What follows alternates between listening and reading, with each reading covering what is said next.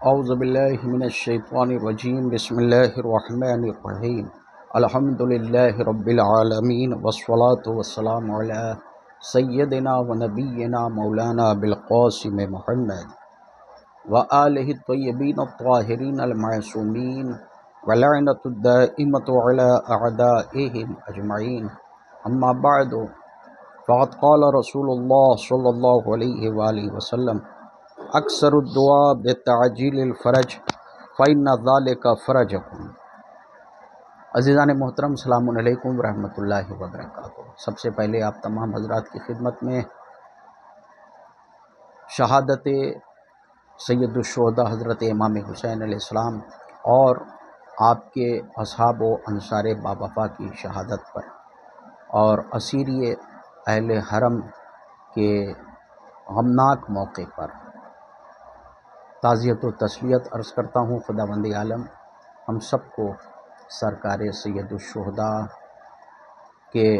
عزاداروں میں شمار فرمائے اور ہمیں سرکار سید الشہداء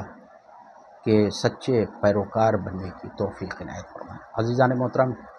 شام غریباں کے موقع پر، شام غریباں جو اس سال کا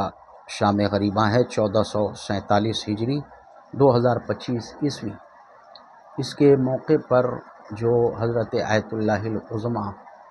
سید صادق حسینی شیرازی حفظہ اللہ نے بیان دیا ہے اور آپ نے جو ارشادات فرمائے ہیں ان کا تحلیلی جائزہ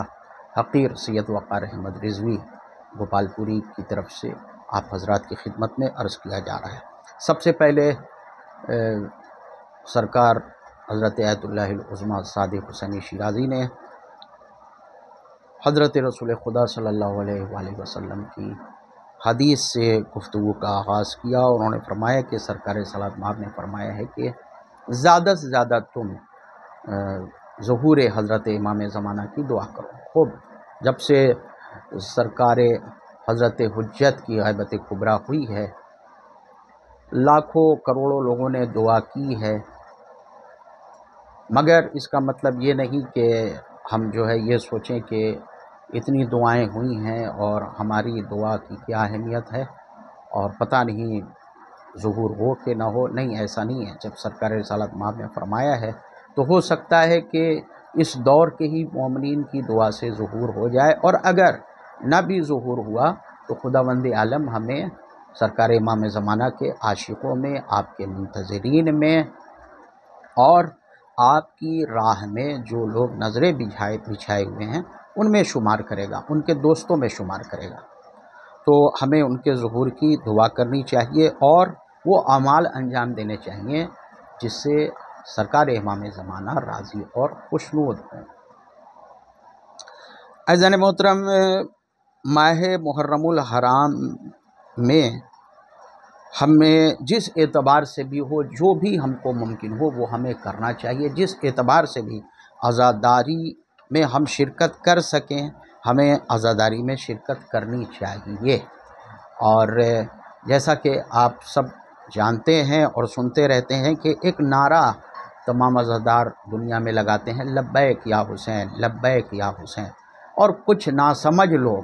اس پر اعتراض بھی کرتے ہیں کہ امام حسین علیہ السلام تو شہید ہو گئے، تو یہ اب لبیک کہنے کا کیا مطلب ہے؟ وہ تو سامنے موجود نہیں ہے۔ مثلا کہتے ہیں نا کہ بھائی لبیک اس پہ کہا جاتا ہے کہ جو بلا رہا ہو۔ تو یہ لوگ حقیقت حال سے واقف نہیں ہیں اور وہ سامنے کی بات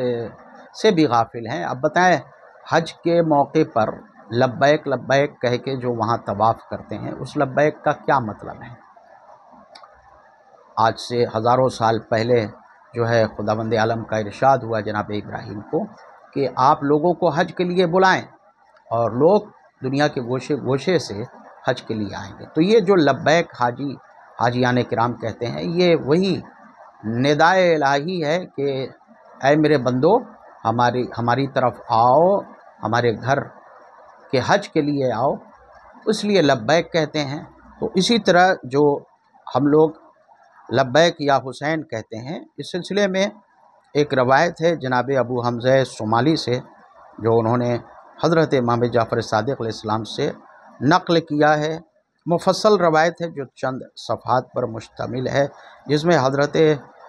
امام جعفر صادق علیہ السلام امام حسین علیہ السلام کے متعلق فرماتے ہیں، لبیک داعی اللہ،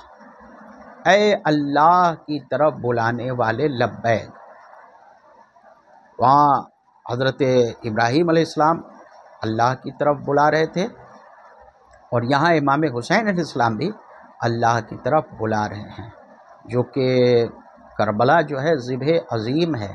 اور کربلا کی جو قربانی ہے وہ ساری کائنات میں بے مثل و بے نظیر ہے۔ چونکہ امام حسین علیہ السلام خدا کی جانب بلا رہے ہیں، اس لیے اس میں ہم یہ کہتے ہیں لبیک، یعنی ہاں ہاں، نام نہیں ہے یہ لبیک ہے، یعنی کہ فوری طور پر دوڑنا، پوری آمادگی کے ساتھ، فکری طور سے، قلبی طور سے، زبانی طور سے، عملی طور سے امام حسین علیہ السلام کے پیغام کی طرف آگے بڑھنا اور دوڑنا کہ ہاں امام حسین علیہ السلام، ہم آپ کی آواز پر لبیک کہہ رہے ہیں، ہم تو کل کربلا کے میدان میں موجود نہیں تھے، لیکن آپ نے جو حل من ناصرین ینصرنا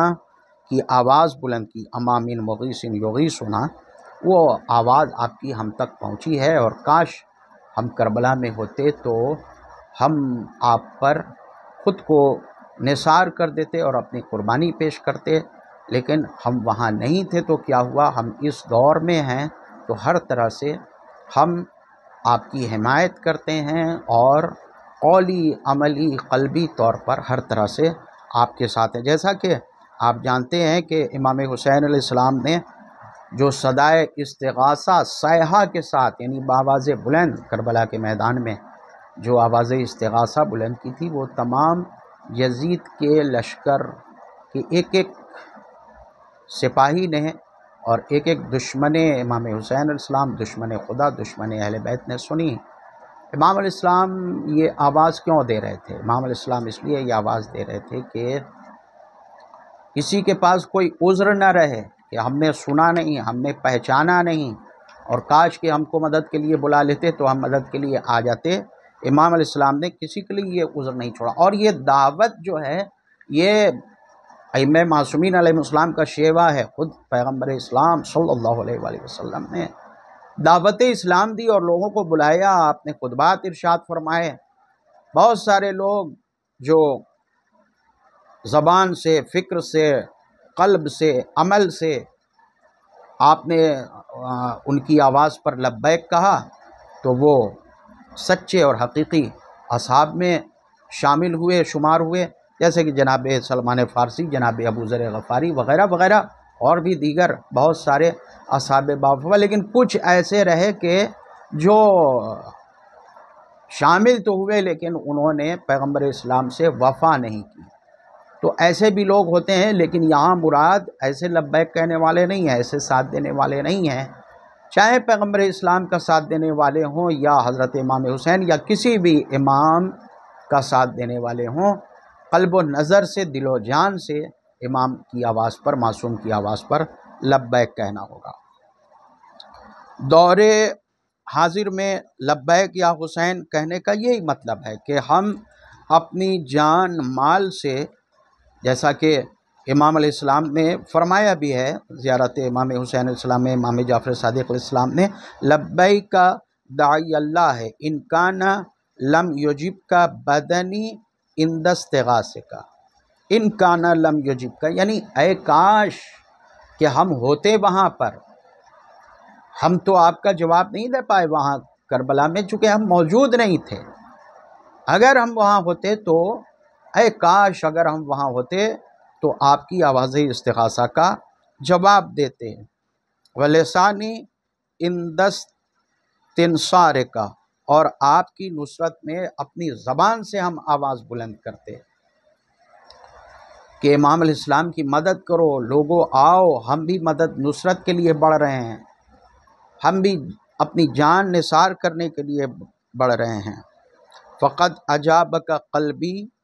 سمعی و بصری، ہاں اس وقت ہم موجود نہیں تھے، لیکن جیسا کہ ابھی ہم نے عرض کیا کہ دل و جان سے ساتھ دینا مراد ہے لبیک یا حسین سے، اور امام علیہ السلام فرما رہے ہیں